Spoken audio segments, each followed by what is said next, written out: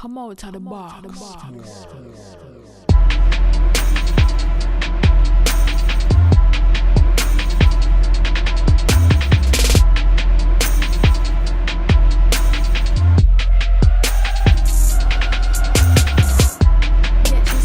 of the box, boy.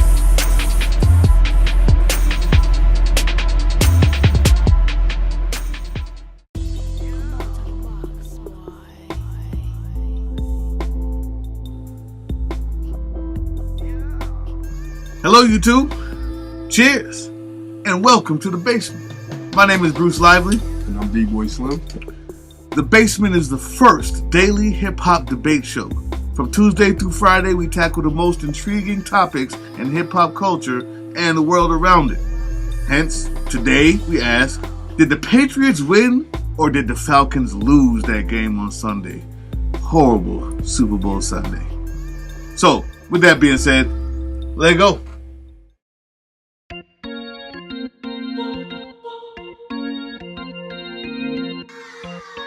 Wow. Oh, man. Wow.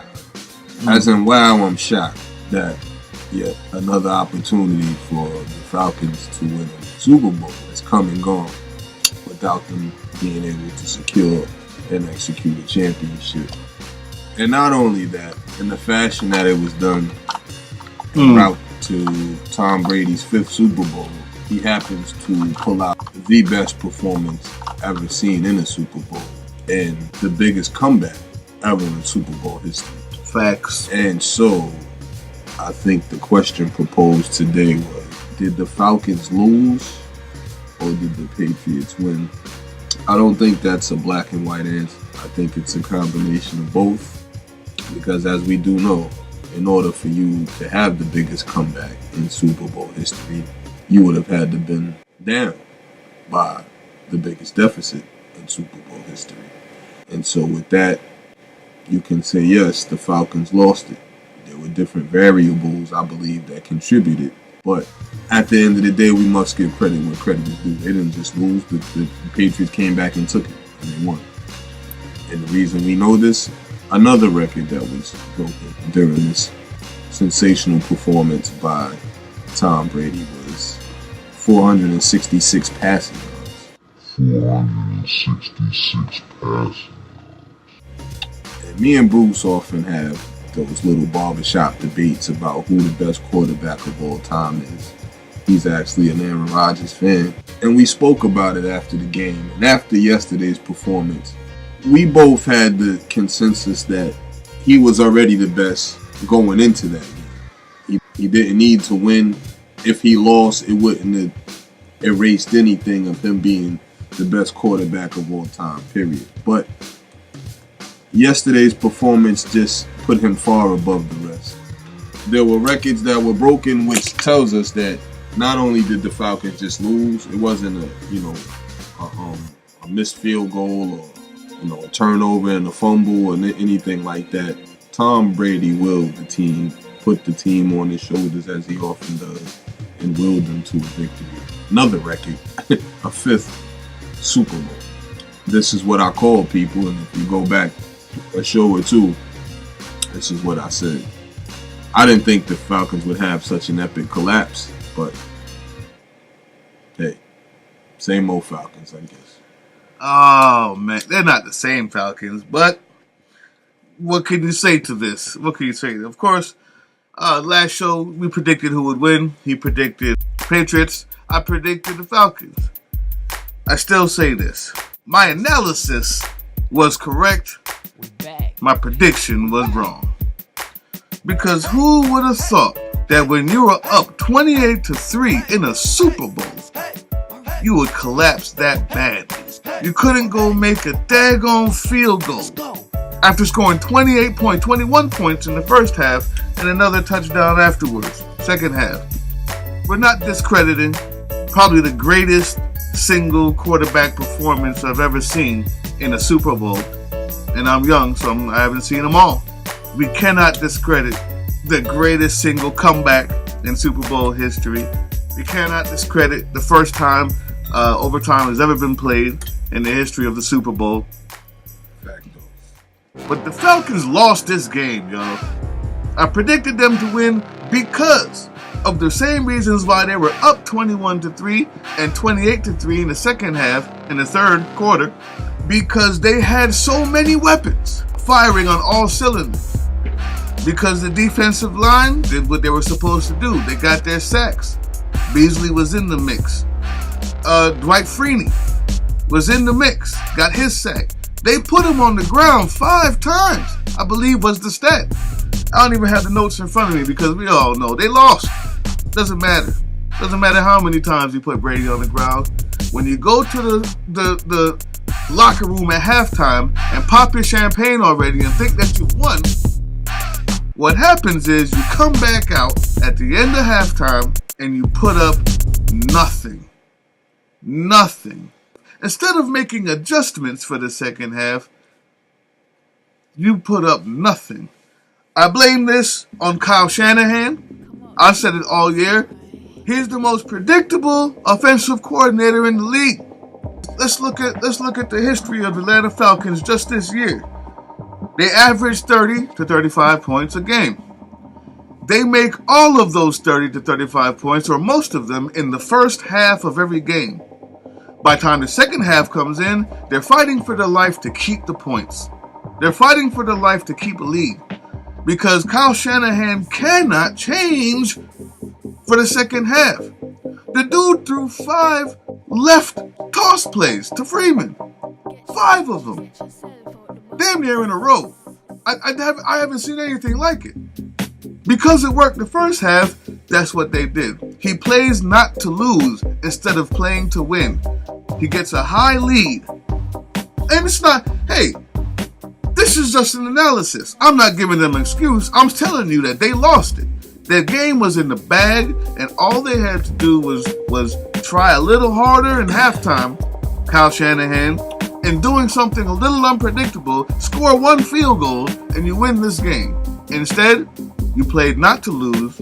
The bright lights hit them young players in the face, and they lost this game. Well, this is where we disagree. They lost the game is a fact. We disagree on whether they lost it because of play calling or because the defense simply gave up 4 straight touchdowns. 4 straight touchdowns. Now, off air, me and you had a discussion, and we spoke about, as a result of bad play calling on the offense, it resulted in the defense not trotting out there being every rested. 2 minutes with no rest against the best team in the history of football. Being rested. Can't make it work. You can sack somebody 5 times, get an interception, slow them down, Here's the thing. and then it looks like nothing because your offense gives you no help in the second half, and so now you're getting tired. Go ahead. You know the reason that it was a record that they came back from 25 points? Because it's never been done before. Because it's never been done before. Right. It just simply does not happen. Exactly. It just doesn't happen. I'm on the And side of that coin. And you know why it doesn't happen? Because teams don't flake and falter in a Super Bowl like You're that. in the Super Bowl. When you're at your pinnacle, you work all your career to get to a moment where you can make history. You can put your name in the history books. You can put your stamp on history in that sport. Mm-hmm. You work all your career to seize that moment one time. Mm-hmm. Once in a lifetime opportunity. Right? Being tired is not an excuse at that point. Being tired, I'm sorry, is not an excuse. Especially when you're up by 25 points. In football translation, that's 3.5 touchdowns. Yeah. You have to go the length of the football field to score. That's unacceptable. Unacceptable. I don't care what play calling Kyle Shanahan called, and the offense may have gone 3 and out. They may have given the ball back to Tom Brady. You have to make a stop. Not only that, ladies and gentlemen, the Patriots early on missed the extra point, which offset any time you wanted to score 7 points. They needed to score the 2-point conversion to make it even. That was necessary. True. The defense could not make a stop. In any other Super Bowl, 28-6, 28-5, 28-3 wins the ball game. Wins the ball game. Every I don't care time. if you got Dan Reeves, Marty Schottenheimer playing conservative ball, playing dink and dunk, playing hand the ball off right, hand the ball off left. I don't care what's going on. At some point, whether it's when it gets 28-20, 28-15, you have to make a stop. That's what football comes down to. You have to make a stop. Those stops were not made. As a result, Tom Brady rolled off in the sunset with his fifth Super Bowl title. Period. So I can't sit up and say, that's the only point we disagree at is the fact that, because Kyle Shanahan played, and I agree with that. He may have been playing conservative, which is called you're playing not to lose instead of playing to win. He may have taken his foot up off the gas. But at some point, and you're in the Super Bowl, there's a reason why that's never been done before. You're in the Super Bowl, you have to make a stop. You have to make a stop. Dan Quinn is a defensive-oriented coach. You have to make a stop. Period. If you can't make a stop, and you're up 28-3, the reason why, as you stated before, it's never been done before, is because the only way that someone can beat you when you're up 28-3 and there's 8 minutes left in the third quarter of a professional football game is because you lose that game. That should never have happened. I don't care if you're playing Brady and Marino put together in one human body that's 8 feet tall. It should never happen. You lost that game, and I'm done. That's all we can talk about, man. We're going back to sports. Basketball is on the horizon. Baseball will be coming in soon. Don't have my Cubs hat today. We had to talk about it. But we had to talk about it, We'll man. be back to hip hop tomorrow, our regularly scheduled program. Regularly we appreciate scheduled. all the love when we diversify the topics and go into politics, go into sports, because our base is hip hop. Mm-hmm. But we appreciate all the love out there and all the comments. Thank All you. I have to say to end on a note simply is Tom Brady's the best. I've stated that for a long time, and I think just because we're on the show, I think it's necessary that I say that. If anybody disputes that, I would love to debate that. I would love to hear your opinion, a topic, But yeah, in my book, Tom Brady's the best. Not because of just last night where he threw a completion percentage. They at the office for him, 69.4% completion percentage. 466 yards worth of passing. That's unbelievable. That's a record It's unbelievable. in the Super Bowl. 466 yards worth of passing. This is just what he does, people. He missed 4 games this year. Y'all heard the stat, right? Threw for 28 touchdowns, 2 interceptions. Like I said, having the biggest comeback in Super Bowl history. If that wasn't enough, he broke the record for passing yardage in the Super Bowl. That's a bad man. The guy is the best of all time. It's a bad man.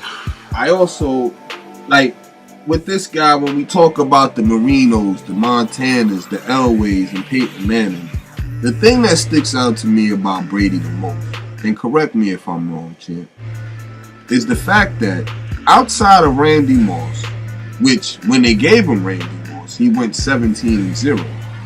Outside of Randy Moss, you can't point out another Hall of Fame receiver that he's had the luxury of throwing to. Gronkowski could be, If he ever stayed healthy. Gronkowski could be even a Hall of Famer, but that back injury is not a light one, and I don't see him going any more than 2 more years, quite frankly.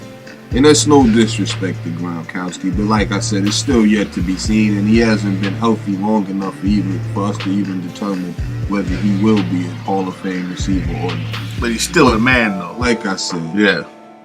when we talk about the Montanas, you're talking about he had the luxury of Jerry Rice, All the time. John Taylor, and a Brent Jones. Oh, man. When you talk about John Elway, later in his career, I remember the early John Elway in the 80s, and Shannon Sharp. he didn't have a lot to work with. But the latter John Elway had the luxury of a Shannon Sharp, Terrell Davis. Rod Smith, Terrell Davis in the background. Yep.